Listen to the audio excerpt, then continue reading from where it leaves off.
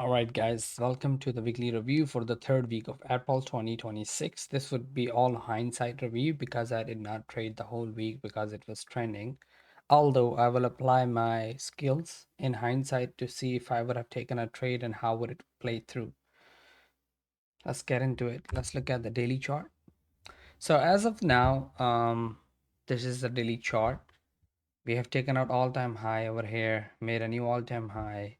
We inverse this fairly gap, this area of imbalance, all of these, and then just went through it. This was an important fairly gap which we saw a lot of support all over the months, and then we inverse that as well. So that makes a bullish scenario, and I want to see how it plays through now. But this was Monday, the day we opened. We came back into this fair value gap, the daily, went up, took out previous month high, gapped up again from the yearly open, made another fair value gap on Wednesday, and then from Wednesday to Thursday made another fair value gap over here. And then while going through this one, we made another small fair value gap in this area, which would be deemed important in the upcoming days because this was made inside this fair value gap while going through the all-time highs. So let's get into the hourly chart and see how those days played through.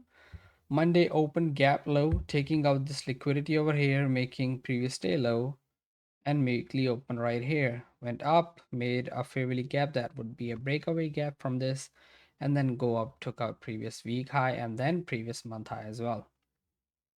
And Q opens and slowly grinds higher, comes down, takes London low, 9:30 opens and moves higher. This is what I see on the 5-minute chart, and that's all the information that I get from that. Rather than that, I will go down to a 1-minute chart to see what's happening more. Now on a 1-minute chart, we made a high. This was a data high because of some Trump tweet, and then we went down, took out the London low over here, and then we slowly started grinding up and took that out. Came back down, took this low, did not take this one, made an SMT with ES over here at 948, and then just rushed up. Now, to me, this setup would be good because we took out this low, made an SMT at 948, which is an important time, then made an inverse fair value gap from there. Also, this would be considered the first presented fair value gap because it's prominent. Unlike this one, this is not prominent. But look at this, we made a low, we made a high in this small fair value gap, we went down, went up. This would be a change in state of delivery, and we broke this high as well. So this is a valid trade setup that we could have taken towards some upward target, which would be like 100 points or 50 points, whichever you want. This is all hindsight. I did not take this trade. I did not take this trade. Okay. And then let's go on Tuesday.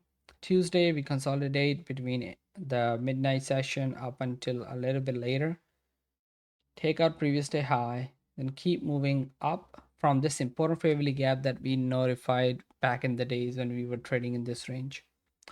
Now on a 5-minute chart, looks like we took out the previous day high and then we consolidated, making relative equal lows with Asia low, made London low, and midnight open. So while going into the day, I would anticipate some sort of retracement that would take out these guys over here if I am bullish.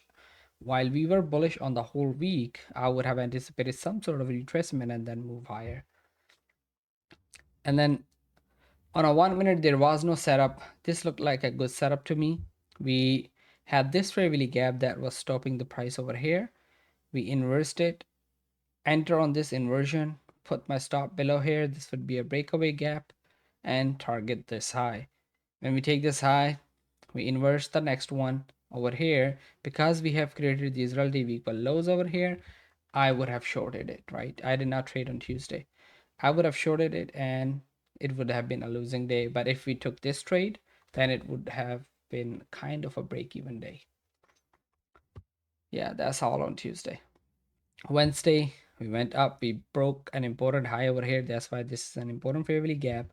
We went up. We broke another important high over here. And this is why this is an important fair value gap. And then we end up around 0.75 of that important daily fair value gap that we mentioned. On a 5 minute, this looks like this. We took out the previous day high, took out Asia low, took out London high, Asia high, everything is taken on that day, and then we just rush up higher. On a 1 minute, the only valid trade to me would be this one, because look at this. This is the drawn liquidity, this important daily fair value gap, which showed a lot of resistance back in the days. Multiple times we noted it out. Now, if we are going up, that would be our next drawn liquidity because we have no highs on the left hand side. So the prominent drawn liquidity would be a fair value gap that was showing resistance before. So on a 1 minute chart, it will look like this. We had relative equal lows after 9:30. We took out Asia high, went down, took these relative equal lows, and inversed the fair value gap over here. And then we will enter. I would have entered on this candle closure, put my stop below this candle somewhere here, and then targeting towards that fair value gap. But of course, I did not target all of it. I just target a certain amount, like 50 or 100 points, depending on the risk you want. Thursday was an interesting day, and Thursdays are my favorite. Thursday always play very different from every other day, and there's always a setup that is presented on Thursday. So let's go into a 5 minute chart. See, NQ opens, takes the previous day high, and then Asia high as well, makes a new London high there. Now the next target for me would be Asia low and then London low if I want to take London high. So 9:30 opens low for London low and Asia low, and then go towards takes out London high. On a 1 minute, looks like this. We had a fair value gap giving support. We took out the high next to that fair value gap and then inversed this fair value gap over here. Now I would have entered on this candle closure if I was trading on that day and targeting this fair value gap because it's an important fair value gap as I mentioned over here. See, I noted it out in the previous slides as well over here. So we went down into this fair value gap. When we went down, that would be my target. That's it. The next probable trade would be that if we are bullish on the day, we want to see some sort of rejection from that fair value gap towards London high. So that will be my second trade here. We inverse an important fair value gap. We tap into an important fair value gap, inverse the next fair value gap, enter on that, put your stop near this low, and then just let it ride for some time. Honestly, I would just target this high. I would not wait for this much, but people do, so that's the idea. Friday, we open up, take a previous day high, and then rush up, taking out all-time high, and then make a new all-time high. So this is an important fair value gap. On a 5 minute, we open and consolidate. We make again, like Wednesday, we made Asia, London, and midnight right next to each other, taking our previous day high and then just rushed up. So pretty easy, looks easy to me. I noted this fair value gap over here. We tap into it one time over here, and then we do not. We have an SMT over here, both important times, and then we inverse the first fair value gap. I would have entered this trade if I was trading on Friday, and I would have targeted this high over here. Easiest day of all of the week, honestly. So this is what happened on all of those 5 days. If I was trading on this day, I would have won on Thursday and Friday. It would be a losing day for me on Wednesday, Tuesday, and Monday as well. So that's what I think. But I have given you good setup based on hindsight that I see right here. So all of these setups, these are all good setup that you could have anticipated. Now, let's go to our economic calendar on upcoming Monday.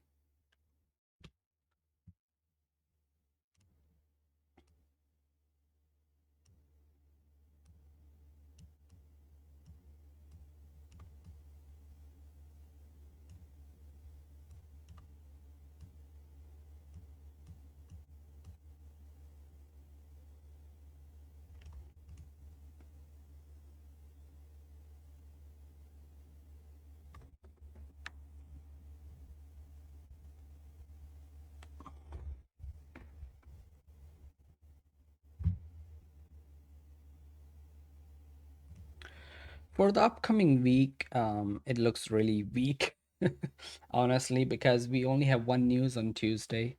That's on 8:30 and 10. Monday, no news, so I'll be careful. I might not trade on Monday. We had a big gap down into an important favorable gap that we noticed. So I'll see what happens on Monday morning and trade accordingly. So I don't have anything particular for the upcoming Monday because it's still not decided if it wants to go up or down. But the Tuesday looks good. It has 8:30 good news, and then we have Fetcher, Warsh or something like that is speaking. So I would be trading on Tuesday. Then Wednesday, Thursday, and Friday, they are all low probability days, and we will trade accordingly according to what we see on the charts. All in all, I would be trading, but I might trade very risk averse. I would not risk a lot. I might trade evals. I might not even trade my actual PAs. So be careful out there. And as always, thank you for watching. You can find the link to this PDF in the description.